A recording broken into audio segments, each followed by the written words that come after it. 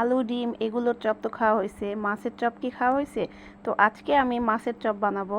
তো আসসালামু আলাইকুম, সবাই কেমন আছেন? যে যেখান থেকে দেখছেন আশা করি সবাই ভালো আছেন।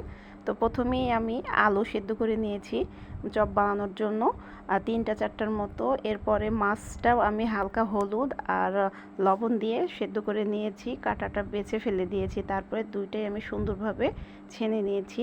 এরপরে ধনিয়া পাতা, কাঁচামরিচ সুন্দরভাবে বেটে নিয়েছি। এরপরে কুচি করে পেঁয়াজ নিয়ে নিয়েছি, কুচানো পেঁয়াজ দিয়ে লবণ দিয়েছি স্বাদ মতো।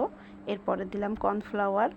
এরপরে দেব আমি জিরা, ধনিয়া আর গোলমরিচ গুঁড়া করে নিয়েছি, সেইটা পরিমাণ মতোই দিব যতটুকু লাগবে। এরপরে সমস্ত উপকরণ একসাথে আমি মাখিয়ে নেব সুন্দরভাবে, চটকিয়ে চটকিয়ে যেন সব উপকরণগুলো সব কিছুর সাথে মিশে যায় খুব ভালোভাবে।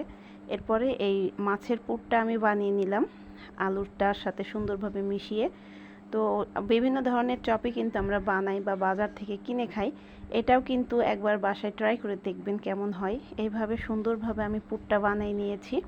এরপরে চপ আকৃতির করে ছোট ছোট শেপ দিয়ে নিব, তাহলেই কিন্তু হয়ে যাবে। তা আমি একটু দেখাই দিই যে এগুলো কিভাবে আমি করেছি। এই যে দেখেন, এই পেঁয়াজটার জন্য এটার টেস্টটা অনেক বেশি মজা হয়। তো এইভাবে প্রত্যেকটা আমি বানিয়ে নিব, নিয়ে তারপরে আমি এটা ভেজে নিব। তার আগে আমি একটা কথা বলি যে আমার রেসিপিটা যদি ভালো লাগে অবশ্যই আমার চ্যানেলটি সাবস্ক্রাইব করে দিবেন আর লাইক কমেন্ট দিয়ে পাশেই থাকবেন। তো এরপরে আমি একটা ডিম এখানে ভেঙে নিয়েছি আর নিয়েছি ব্রেড গাম।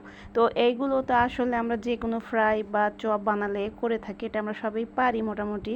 ইউটিউব থাকলে তো আর শেখার কোনো শেষ নেই, পারাই যায়। তো এরপরে আমি ডিমে ভিজিয়ে ব্রেড গামে দিয়ে এরপরে আমি তেলের ভিতরে দিয়ে আস্তে আস্তে খুব হালকা আছে এগুলো ভেজে নেব। তো এই প্রত্যেকটাই একইভাবে আমি দিয়ে নিব, দিয়ে তারপরে ভেজে নেব। এটা কিন্তু অনেক নিভু জালে ভাজতে হবে, তাহলেই কিন্তু এটার কালারও সুন্দর আসবে আর ভিতর পর্যন্ত সুন্দরভাবে হবে, মাছের গন্ধটাও আসবে না। গোলমরিচটা দেওয়ার কারণে মাছের গন্ধটা এখানে নাই। তো এখানে প্রথমে আমি তেল অল্প দিয়ে ভেজেছি, কারণ যদি এটা আবার ভেঙে যায় তাহলে সেই পর্যায়ে তো কী করবো, এই জন্য প্রথমে দেখার জন্য অল্প করে দিয়েছি। তারপরে আমি সবগুলোই একটা একটা করে আমি দিয়ে ভেজে নিয়েছি। দেখেন কালারটাও কিন্তু খুব সুন্দর হয়েছে, আর এই ডিমের কারণে এই তেলের উপরে ফেনাটা উঠেছে। তো যাই হোক, এইভাবে আমি সবগুলোই বানিয়ে নিয়ে নিলাম। তো বিকালের নাস্তায় চট করে যদি এভাবে মাছ দিয়ে বানানো যায় একটা টেস্টি খাবারই মুখরোচক, বাচ্চাদেরও পছন্দ হবে।